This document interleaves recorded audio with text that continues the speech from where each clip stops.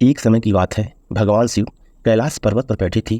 माता पार्वती भगवान शिव से मिलने के लिए आती हैं और कहती हैं, प्रभु जब मैं आपसे मिलने के लिए आ रही थी तो मेरी नज़र में तिलों पर पड़ी, तो मैंने वहाँ देखा कि 3 स्त्रियाँ जो आपस में सहेली हैं, उनमें से 2 स्त्रियाँ विधवा हैं और दुखमय जीवन जी रही हैं, जबकि उनमें से एक स्त्री सुहागिन होकर के अपने पति के साथ सुखी जीवन जी रही है। तो मुझे बात मेरी समझ में नहीं आई कि उनके साथ ऐसा क्यों हुआ। इसलिए मेरे मन में 3 प्रश्न पूछने लगे। अब मैं आपसे यह जानना चाहती हूँ कि आप मेरे तीनों प्रश्नों के उत्तर देकर के मुझे संतुष्ट करने की कृपा करिए। इस प्रकार माता पार्वती की बात सुनकर के भगवान शिव कहते हैं, हे पार्वती, तुम मुझे अपने तीनों प्रश्न बताओ, मैं तुम्हें तुम्हारे प्रश्नों के उत्तर देके पूरी तरह संतुष्ट करने का प्रयास करूंगा। तब माता पार्वती कहती हैं, प्रभु मेरा पहला प्रश्न है, कौन सी स्त्री समय से पहले विधवा हो जाती है। दूसरा प्रश्न है, कौन सी स्त्री को जीवन में कभी सुख नहीं मिलता। और मेरा तीसरा प्रश्न है, कौन सी चीज़ ऐसी है जो एक पत्नी अपने पति के द्वारा मांगे जाने के बाद भी उसे नहीं देती। माता पार्वती के प्रश्न सुनकर प्रभु मुस्कुराए और कहने लगे कि हे पार्वती, तुम जिन स्त्रियों की बात कर रही हो उनमें से 2 स्त्रियां विधवा होकर बहुत दुखी जीवन जी रही हैं, पर वहीं तीसरी स्त्री सुहागन होकर के अपने पति के साथ एक सुखी जीवन जी रही है। तुम जानना चाहती हो आखिर ऐसा क्यों हुआ? तो मैं तुम्हें एक छोटी सी कहानी सुनाता हूँ। इस कहानी को बहुत ही ध्यान से सुनना, क्योंकि आधी अधूरी कहानी सुनने वालों को आधा अधूरा ज्ञान ही प्राप्त होता है जो जीवन में किसी काम नहीं आता। हमारी इस कहानी से तुम्हारे तीनों प्रश्नों के उत्तर अपने आप मिल जाएंगे और तुम पूर्णतः संतुष्ट हो जाओगी। माता पार्वती कहती हैं, प्रभु मैं आपकी बात से सहमत हूँ, आप कहानी शुरू करें। मैं कहानी को पूरे मन से सुनूंगी और जब तक आपकी कहानी खत्म नहीं हो जाएगी तब तक मेरा मन किसी दूसरे स्थान पर नहीं जाएगा। भगवान शिव कहते हैं, तो पार्वती सुनो, मैं सबसे पहले तुम्हें उस स्त्री की कहानी सुनाता हूँ जो सुहागन बनकर के आनंदमय जीवन जी रही है। देखो, तुम जिस सुहागन स्त्री की बात कर रही हो वो स्त्री एक राजा के नौकर की पत्नी है। उस नौकर को अपनी पत्नी पर पूरा विश्वास और भरोसा है कि मेरी पत्नी एक पतिव्रता स्त्री है जिसकी महिमा वो अपने साथियों में बार बार करता रहता है। धीरे धीरे यह बात फैलते फैलते राज दरबार तक पहुंच गई। फिर राजा ने अपने नौकर को बुलाया और उस नौकर से कहा कि तुम हर किसी से अपनी पत्नी की प्रशंसा करते रहते हो कि तुम्हारी पत्नी पतिव्रता है, क्या तुम्हें पूर्ण विश्वास है कि वास्तव में तुम्हारी पत्नी एक पतिव्रता स्त्री है? राजा की बात सुनकर नौकर ने कहा, हाँ महाराज, मुझे पूर्णतः विश्वास है कि मेरी पत्नी एक पतिव्रता स्त्री है। वहीं पर राजा का मंत्री भी बैठा था।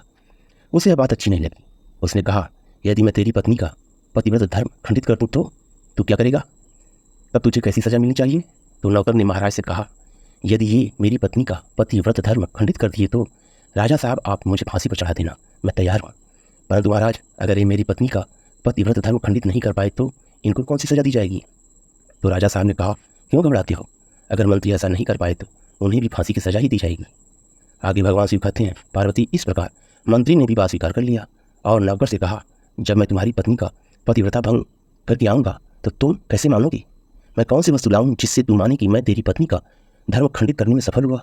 तो नौकर ने कहा, मंत्री जी, यदि तू मेरे घर से जाकर के मेरे विवाह के समय पर मुझे एक पटका मिला था और एक कटार मिली थी जो दूल्हे को देते हैं, जिसको मेरी पत्नी ने बहुत ही संभाल करके रखा है, जो सुहाग की निशानी मानी जाती है, यदि पटका और कटार लाकर तुम मुझे दिखा दो तो मैं मान जाऊंगा कि मेरी पत्नी का धर्म तूने पूरी तरह नष्ट कर दिया है।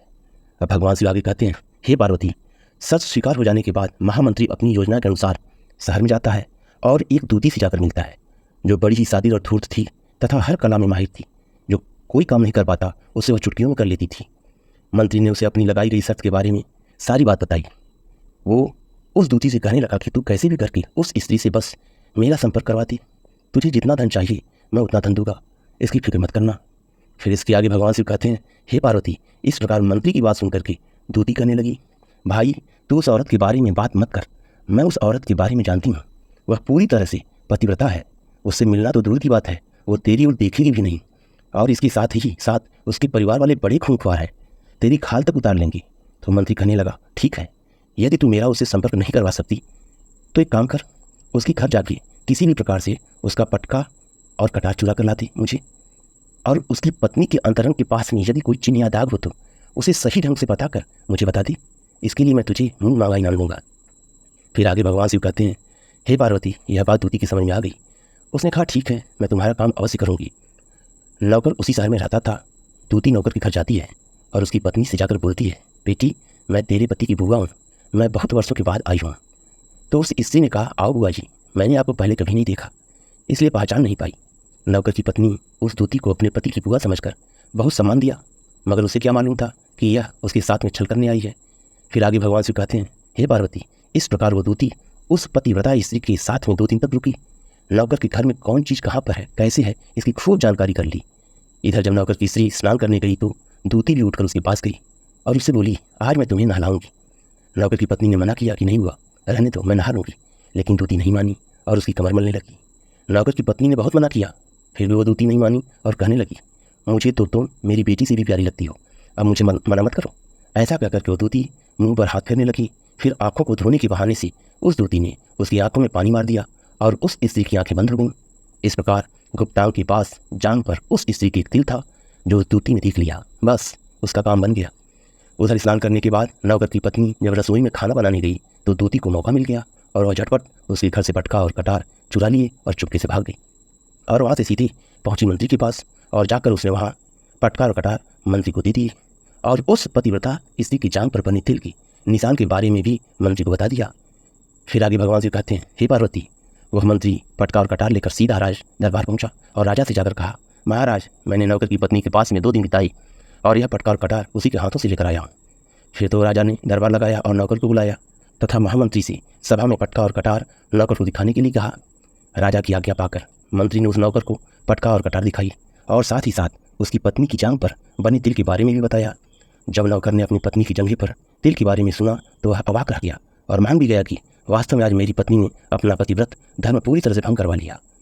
भगवान से फिर आगे कहते हैं कि हे पार्वती, राजा ने नौकर को फांसी देने का दिन तय कर दिया और कहा कि नौकर को 15 दिन के बाद फांसी पर चढ़ा दिया जाएगा। अब राजा ने मरने के पहले नौकर से उसकी अंतिम इच्छा पूछी तो नौकर ने कहा, मैं अपनी पत्नी से अंतिम बार मिलना चाहता हूँ। अब भगवान से आगे कहते हैं कि हे पार्वती, इस प्रकार राजा ने उस नौकर को आज्ञा दे दी कि ठीक है, तुम अपनी पत्नी से मिल सकती हो। नौकर अपने घर गया और अपनी पत्नी से कहा कि तुमने मुझे बहुत बड़ा धोखा दिया।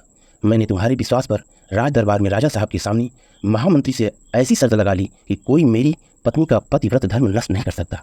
अगर किसी ने कर दिया तो मुझे फांसी पर लटका देना। तुम्हारी दगाबाजी के कारण अब मुझे 15 दिन के बाद फांसी लगा दी जाएगी। मेरे साथ विश्वासघात करके तुमने ठीक नहीं किया। फिर आगे भगवान शिव कहते हैं, पार्वती, उस पतिव्रता स्त्री ने अपने पति को समझाया, बहुत बार समझाया, सारी बात बताई, मगर उसे विश्वास नहीं हुआ और पुनः वह राज दरबार वापस लौट आया। फिर उसे कैद में डलवा दिया गया। अब उधर नौकर की पत्नी ने परमात्मा को याद किया और वेश बदलकर राजा के दरबार में गई और राजा से नाच दिखाने की आज्ञा मांगी। नौकर की स्त्री बहुत ही सुंदर थी और उधर राजा नाच गाने के शौकीन थे, इसलिए राजा ने आज्ञा दी थी। राज दरबार के सभी मंत्री, राज दरबारी आदि मिलकर के इस सुंदरी की नाच करवाने की पूरी व्यवस्था की। फिर आगे भगवान शिव कहते हैं कि पार्वती, फिर तो सब मंत्री, राज दरबारी, महामंत्री, राजा आदि दरबार में उपस्थित हुए। नौकर की पत्नी ने जब नाचना शुरू किया तो राजा को उस स्त्री का नाच बहुत ही सुंदर लगा। राजा खुश होकर बोले, मैं तुम्हारी नाच से अत्यंत प्रभावित हूँ, तुम मुझसे जो भी चीज़ मांगना चाहती हो मांग लो, मैं देने को तैयार हूँ। भगवान शिव आगे कहते हैं कि पार्वती, फिर उस नौकर की पत्नी ने कहा, महाराजा, आपकी सभा में मेरा चोर है जिसने मेरे रुपए लिए थे मगर आज तक वापस नहीं दिए, उसे फांसी की सज़ा दे दीजिए। राजा ने कहा, ठीक है, बताओ मेरे दरबार में तुम्हारा चोर कौन है, उसका क्या नाम है, मैं उसको फांसी की सज़ा अवश्य दूंगा। भगवान शिव आगे कहते हैं कि पार्वती, नौकर की स्त्री ने कहा, महाराज, आपका महामंत्री ही मेरा चोर है, आप उसको फांसी की सज़ा दे दीजिए। अब उधर जैसे ही महामंत्री ने सुना कि यह सुंदरी मुझे अपना चोर बता रही है तो मंत्री कहने लगा कि महाराज, मैं कसम खाकर कहता हूँ कि मैंने इसका कभी कुछ नहीं चुराया, मैंने इसको अभी आज तक देखा ही नहीं है, तो इसकी चोरी कैसे कर सकता हूँ, मैंने आज तक इसकी शक्ल ही नहीं देखी है। अब भगवान शिव आगे कहते हैं कि पार्वती, जैसे ही मंत्री ने कहा कि मैंने इस सुंदरी की शक्ल आज तक नहीं देखी है तो सुंदरी कहने लगी कि महाराज, यदि यह मंत्री मुझे जानता नहीं है तो आप इससे ये पूछिए कि यह पटका और कटार कहाँ से लाया था। मैं उस नौकर की पत्नी हूँ जो आपके यहाँ नौकरी करता है और आप मेरे निर्दोष पति को फांसी पर चढ़ाने वाले हैं। राजा साहब, मैं आपको पूरी कहानी सुनाती हूँ। ये जो आपका मंत्री है, इसने मेरे यहाँ अपनी एक दूती को भेजकर मेरी जांघ के तिल का पता लगाया और उसने यह पटका और कटार चुरा करके इसको दिया है। इस मंत्री के द्वारा भेजी गई दूती जब मेरे घर पर आई थी तो उसने मुझसे कहा कि वह मेरे पति की बुआ है। वो पहली बार आई थी इसलिए मैं उसको पहचान न सकी और महाराज, इस प्रकार मैंने उस स्त्री को अपने यहाँ बहुत सम्मान दिया और अपने यहाँ ठहरने की व्यवस्था की। भगवान शिव आगे कहते हैं कि पार्वती, इस प्रकार उस नौकर की पतिव्रता स्त्री की बात को सुन करके राजा ने दूती को बुलाया। फिर उस दूती ने डर कर राजा को सारी सच्चाई बता दी। राजा बड़े खुश हुए और उस नौकर को छोड़ दिया और मंत्री को फांसी पर चढ़ा दिया। भगवान शिव अब आगे कहते हैं कि पार्वती, इस प्रकार उस नौकर की पतिव्रता स्त्री ने अंत में राजा से कहा, महाराज, मैं अपने पति से बहुत प्यार करती हूँ, मैं एक चरित्रवान स्त्री हूँ, कभी भी अपने पति का नाम तक अपने मुँह से नहीं लेती हूँ। भगवान शिव ने इस प्रकार आगे कहा कि पार्वती, मेरी कहानी पूरी हुई, अब तुम अपने 3 प्रश्नों के उत्तर सुनो। तुम्हारा पहला प्रश्न था, कौन सी स्त्री समय से पहले विधवा हो जाती है? तो जो स्त्रियाँ अपने पति का नाम लेती हैं वो समय से पहले ही विधवा हो जाती हैं, क्योंकि पति का नाम लेने से पति की उम्र कम हो जाती है और समय से पहले ही उनकी पति की मृत्यु हो जाती है। ऐसी स्त्रियाँ जो अपने पति का नाम लेती हैं वह समय से पहले ही विधवा होकर के एक दुखी जीवन जीती हैं। बस यही राज की बात है कि तुम जिन 3 सहेलियों की बातें कर रही थी उनमें से 2 विधवा थी और एक यह नौकर की पत्नी थी जो पतिव्रता स्त्री है। यह पतिव्रता अपने पति का नाम कभी भी अपने मुंह से नहीं लेती थी। उधर वो दोनों जो विधवा होकर के दुखी जीवन जी रही हैं वो हमेशा अपने पति का नाम लेकर ही बुलाती थी, जिसकी वजह से उनके पति की उम्र कम हुई और फिर वो दोनों स्त्रियाँ समय से पहले ही विधवा हो गई और आज वो दुखी जीवन जी रही हैं। इसलिए कभी भी स्त्री को अपने पति का नाम अपने मुंह से नहीं लेना चाहिए। पार्वती, जो तुम्हारा दूसरा प्रश्न था कि कौन सी स्त्री को जीवन में कभी भी सुख नहीं मिलता, तो समझ लो जो स्त्रियाँ अपने पति की बिना अनुमति के किसी तीर्थ स्थान या उत्सव पर जाती हैं उनके जीवन में कभी सुख नहीं आता। ऐसी स्त्रियाँ जीवन में दुखी रहती हैं और उन्हें पति का प्रेम भी कभी नहीं मिलता। अब भगवान शिव आगे कहते हैं कि पार्वती, तुम्हारा तीसरा प्रश्न था कि ऐसी कौन सी चीज़ है जो एक पत्नी अपने पति को मांगने से भी नहीं देती, तो समझ लो वो चीज़ गाली है। एक चरित्रवान स्त्री अपने पति को गाली नहीं दे सकती। जो स्त्री गाली देती है वो स्त्री कभी भी चरित्रवान नहीं होती और ऐसी स्त्री जीवन भर रोती है और दुख भोगती है। उसके जीवन में कभी भी सुख की घड़ी नहीं आती है और समय से पहले ही ऐसी स्त्री विधवा हो जाती है। इस प्रकार भगवान शिव के मुँह से सुनकर माता पार्वती तीनों प्रश्नों से संतुष्ट होकर कहती हैं, स्वामी, वास्तव में जो स्त्री चरित्रवान होती है वो कभी दुखी जीवन नहीं जीती, क्योंकि ऐसे घर में लक्ष्मी का सदा वास होता है और वह घर धन धान्य से हमेशा भरा रहता है। ऐसी स्त्रियाँ घर को स्वर्ग बना देती हैं। दोस्तों, अगर हमारी यह कहानी अच्छी लगी हो तो हमारी इस वीडियो को लाइक करें और हमारे चैनल को सब्सक्राइब करें और अपने दोस्तों के साथ शेयर करें। धन्यवाद।